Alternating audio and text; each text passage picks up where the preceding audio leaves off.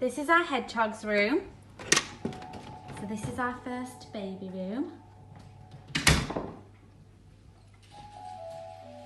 So at nursery we follow the Reggio Emilia approach and we use loose parts as well as the Forest School ethos.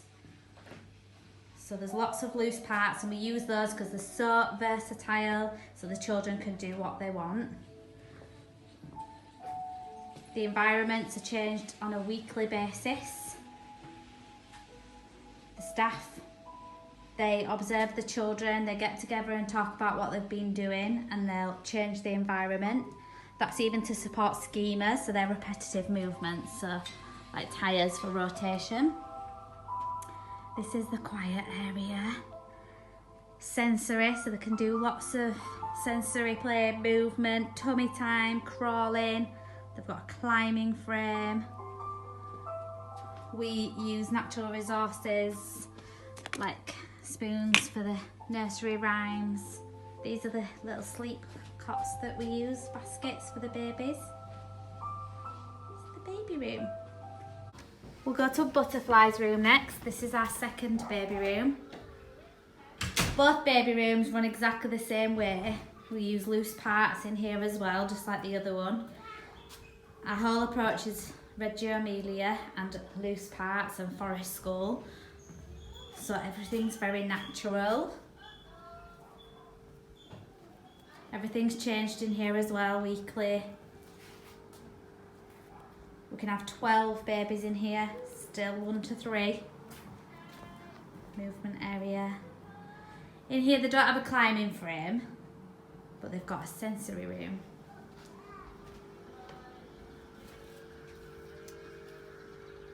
So the other baby room children will come in here.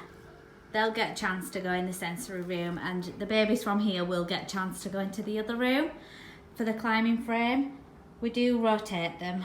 They're based in the main room, but they'll come and have a little play in here, and vice versa. Everyone in nursery has a key worker.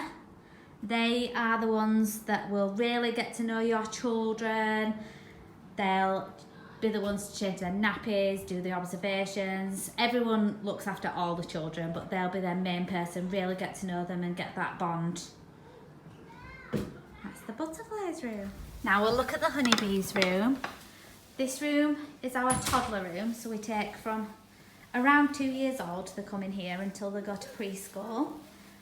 So as you can see, there's lots of loose parts, replenished items, and real pans in the home corner.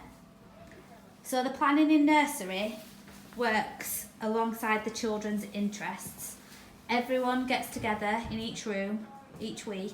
They talk about what their children have been interested in, talk about any schemas that they've observed the children doing, and then they plan of how they're going to extend that learning within the environment.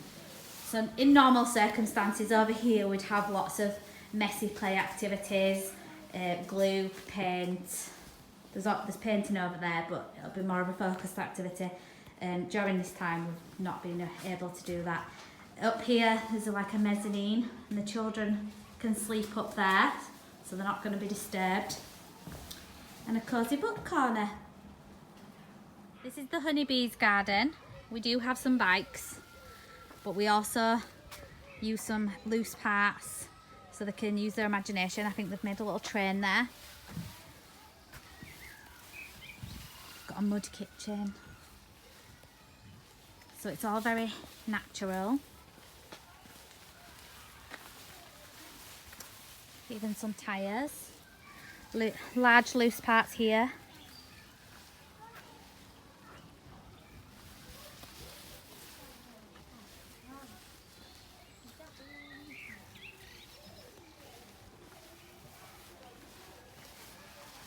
The water tray. Set up a little activity here. So they've collected some natural resources. Then we go through to the baby's garden.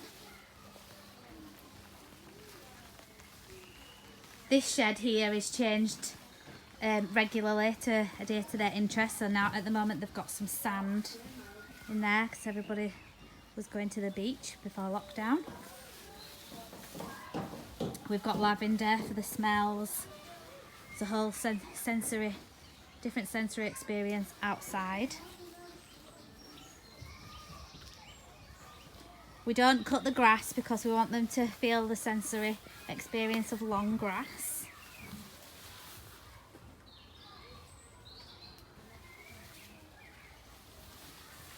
Preschool, so it's our ladybirds. So the yurt. So if you come inside, we've got the cosy area and literacy. Can write their own names. Got a pictogram that we change with their interests. Use lights, technology. We put maths challenges everywhere. This is the maths area and construction. There's a challenge on the main table today. Can you put the correct coloured marbles into the right pot? So they can use tweezers or a spoon, challenge their fine motor skills as well as their sorting. And then out here, can you make a face out of loose parts? And this is the another maths area. Drinks, construction. Real typewriter, the kitchen. There's also painting. Here there's a little cosy area, some magnets. And then on the grassy area, or mud, we've got the mud kitchen. Area they can sit together. Lots of loose parts. This is the dragon that they found whilst on forest school. And they brought it back here and it sparked a whole dragon project, so it lasted months. So they looked at eyes, skin, everything you can think of to do with dragons. As you can see, they've been digging a bit here. And down here is like, it's got some seats, and they sometimes have their forest school sessions here if it's windy.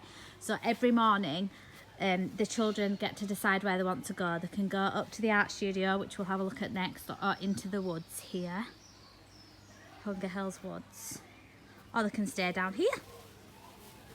And we can have 40 children down here, and it's 1 adult to 8 children. This is the art studio.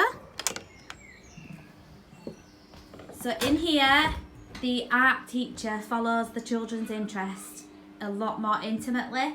So she takes up a group that choose to come up here for the day, and they look at what they've been interested in at a smaller scale. So today they're looking at still life. They've got lots of resources in here. All the project-based learning continues up here in a lot more depth. Do some really lovely things in here. Experiment with clay and melting the crayons with a hairdryer. Clay table. There's some of the figures they've made. So we still use loose parts in here as well, and they use light and shadows, looking at the world in a different perspective. We've got lots of loose parts here. They're so versatile, they can just use them for whatever they want then. And some books.